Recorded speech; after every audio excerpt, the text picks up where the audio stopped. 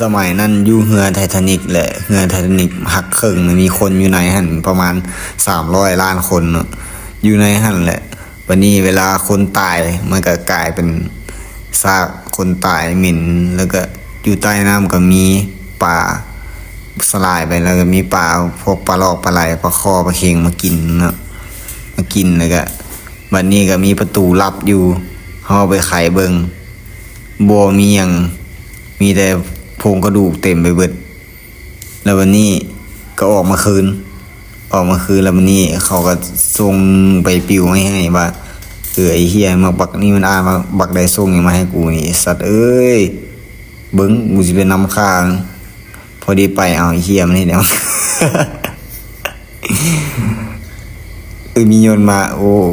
มันมาไม่ยังกูต้องขอความช่วยเหลือสวยแน่ โยนได้เห็นก็เอามึงบ่ตอบกูว่ากูยิงหัวมึงพอดีได้รับสัญญาณว่ามึงมาเฮ็ดหยังอยู่นี่เอาครับพบเอาปืนมึงมาเสกมึงดูเอาปืนวางให้มึงยาวมานี่